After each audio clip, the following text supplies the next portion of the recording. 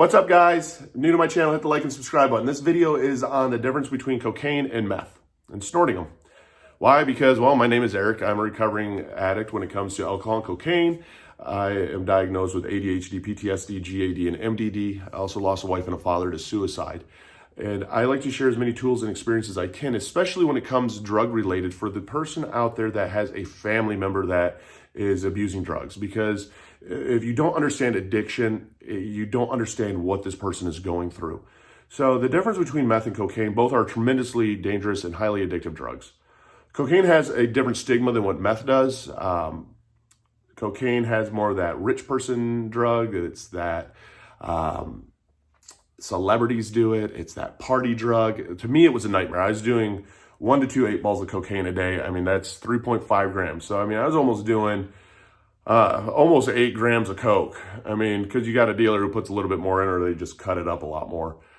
And then you have meth. So I've done both of these. The only reason I ever did meth is because I would have people actually take meth, lay it out, because you can snort meth. And I would snort meth just like I did cocaine, thinking that it was cocaine.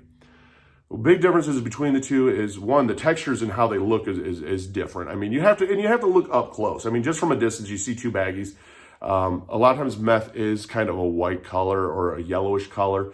And let's face it, a lot of times with cocaine isn't like pure white cocaine. I mean, I don't care who says that they have the purest, the cleanest cut cocaine, whatever. No, it's all chopped up and mixed with different shit.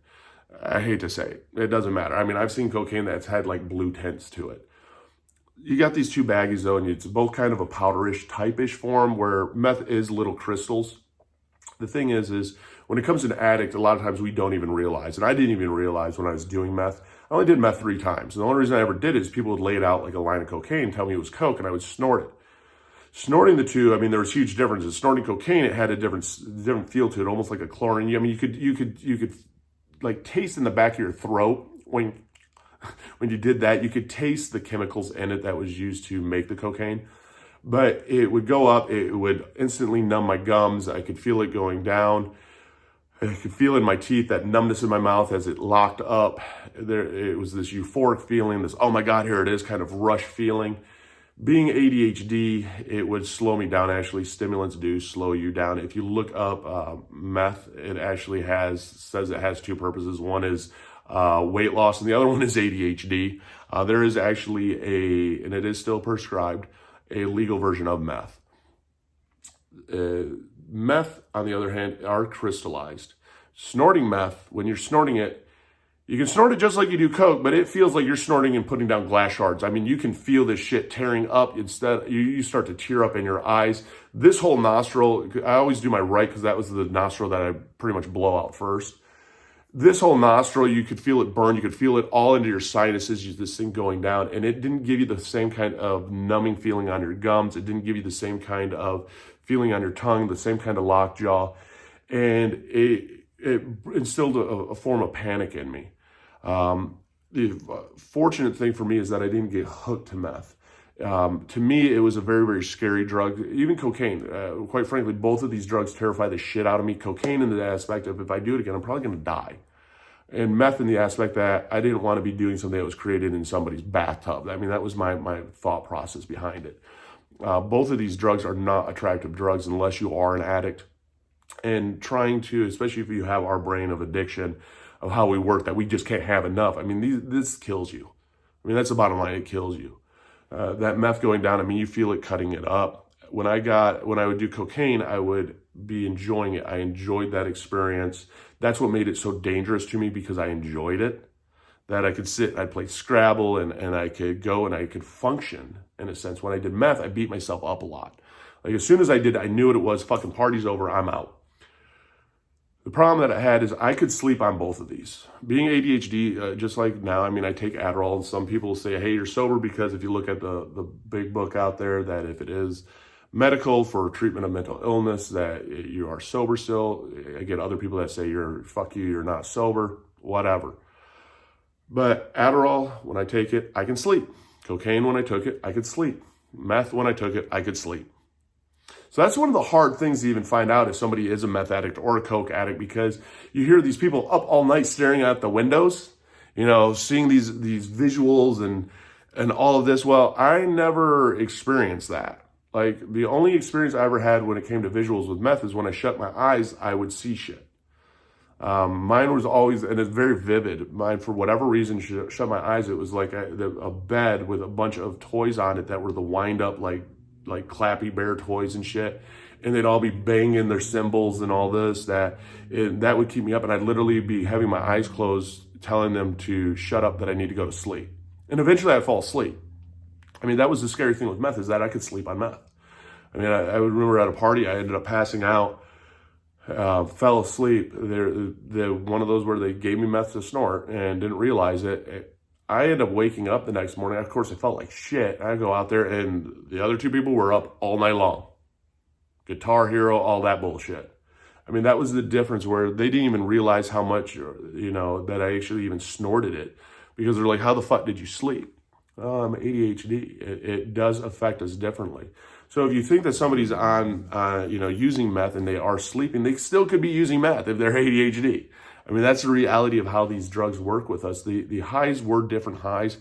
Both of them, I mean, one to me, it was a good high. It was like, oh my God, it was a blanket of warmth and excitement, versus the other that was a complete nightmare of, oh my God, what did I just do? This is a drug that I didn't want to do.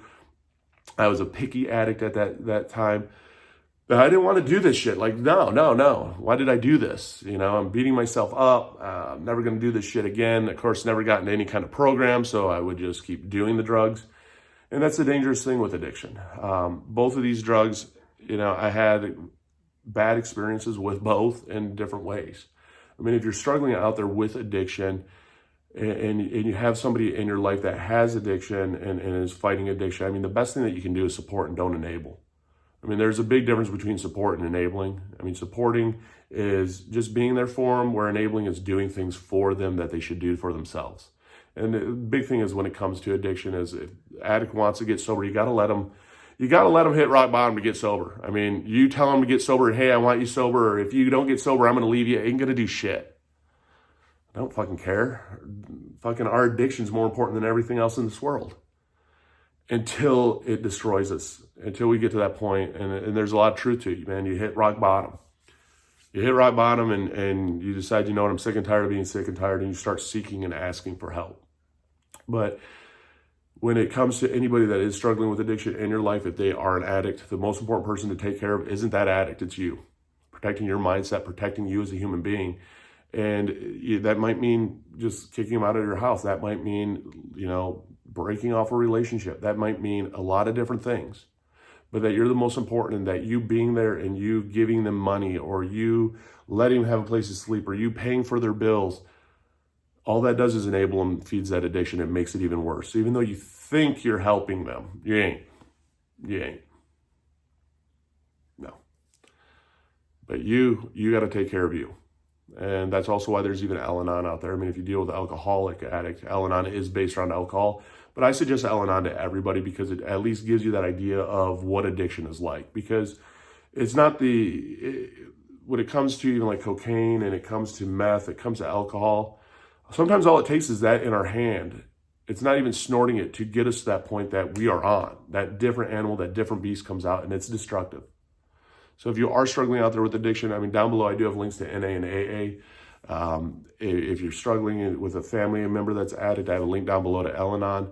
Even have links down below to all my different social medias. I'm very vocal when it comes to sobriety. I'm a little over 2.5 years sober. And again, even at 2.5 years sober, I don't have this figured out. It's one day at a time still. And I know that if I relapse, I'm going to kill myself. I already know that. I mean, that I've come to terms with. So I literally fight every single day for my life. Even have links down below to the mental health discords. If you need peer-to-peer support, got the mental health discords for those. Even have links down below for fidget spinners, fidget cubes, things that I use for anxiety to help me through every single day. Even have a link down below to BetterHelp for online therapy. I mean, one of the things is if you do have an addict in your house, get a therapist. Definitely get a therapist. Get a coach. Get somebody to help you reinforce what you're doing is right, because it is a difficult time. But it's trial and error to find out what works for you. And remember that you're the most important person in the world.